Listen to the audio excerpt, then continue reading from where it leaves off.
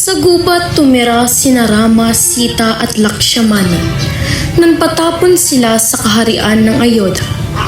Minsan, ang babae ang dumalaw sa kanila. Hindi nila alam nagpapanggap lamang ang babae. Siya ay si Surpanaka, ang kapatid ni Ravana, na hari ng mga higante at demonyo. Gusto kitang maging asawa.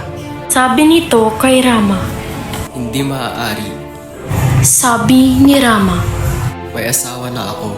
Narinig ni Sita ang dalawa kaya lumabas siya at niyakap ni Rama si Sita sa harap ni Surpanaka. Nagselos ng gusto si Surpanaka. Sa galit ay bigla siyang naging higante. Nilundag niya si Sita upang patayin, pero mabilis na niyakap ni Rama ang kanyang asawa at agad silang nakalayo kay Surpanaka. Siya namang pagdating ni Lakshmana. Sige, patayin mo siya. Sabi ni Rama. Binunot ni Lakshmanan ang kanyang espada at nahagip niya ang tenga at ilong ng higante. Sinong may gawa nito? Sigaw ni Ravana nang makita ang ayos ng kapatid. Nagsinungaling si Surpanaka kay Ravana para makaganti kay Rama. Sinabi niya nakakita siya ng pinakamagandang babae sa gubat at inalok niya itong maging asawa ni Ravana.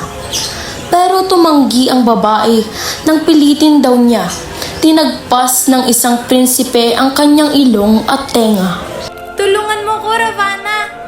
Sabi pa nito. Biyahagin mo si Sita para maging asawa mo. Naniwala naman si Ravana sa kwento ng kapatid.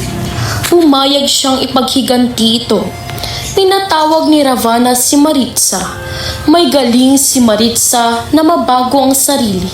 Sa kahit anong anyo o hugis, nang malaman ni Maritsa na si Rama at Lakshmanan ang makakalaban, tumanggi itong tumulong.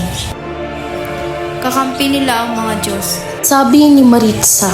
Kailangang umisip tayo ng paraan kung papaano makukuha si Sita nang hindi masasaktan si Rama.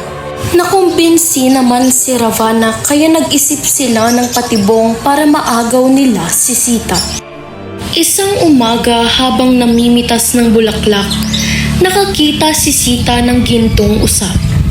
Tinawag agad niya sina Rama at Lakshmanan para hulihin ang usa na puno ng mamahaling bato ang sungay.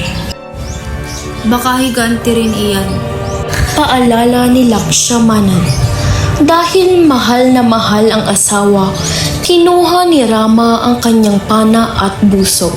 Huwag mong iiwan si Sita kahit ano ang mangyari. Bilin ni Rama sa kapatid. Parang narinig ng usa ang sinabi ni Rama. Agad itong tumakbo kaya napasigaw si Sita. Bilis! Habulin mo ang gintong usa. Matagal naghintay ang dalawa pero hindi pa rin dumarating si Rama. Pinilit ni Sita si Lakshmanan na sumunod sa gubat. Hindi, kailangan kitang bantayan. Sabi nito. Ilang oras pa silang naghintay nang bigla silang nakarinig ng isang malakas na sigaw. Napaiyak si Sita sa takot pero ayaw pa ring umalis ni Lakshmanan kaya nagalit si Sita. Siguro gusto mong mamatay si Rama para ikaw ang maging hari. Sabi nito kay Lakshmanan. Nasaktan si Lakshmanan sa bintang ni Sita. Para patunayang mahal niya ang kapatid, agad siyang sumunod sa gubat. Walang kamalay-malay na sa labas ay naghihintay si Ravana. Sa gubat napatay ni Rama ang usa at bigla itong naging si Maritsa. Nagpanggap naman si Ravana na isang matandang paring Brahmin. Nagsuot ng isang kulay kahel na roba at humingi siya ng tubig kay Sita. Hindi nakapagpigil si Ravana. Bibigyan kita ng 5,000 alipin at gagawin kitang reyna ng Lanka. Sabi ni Ravana. Natakot si Sita at nabitawan ang hawak na banga. Itinulak ni Sita si Ravana. Bumalik sa anyong higante si Ravana. Hinablot ni Ravana ang mahabang buhok ni Sita at sinakay sa karwahing hila ng mga kabayong may malalapat na pakpak. Nagsisisigaw at nanlaban si Sita pero wala siyang magawa. Lihim na nagsisi si Sita sa ginawa niya kina Rama at Lakshmanan. Itinapon niya ang mga bulaklak sa kanyang buhok. Nagdasal siya na sana makita iyon ni Rama para masundan siya at mailigtas. Mula sa isang mataas na bundok, narinig ng isang agila ang sigaw ni Sita.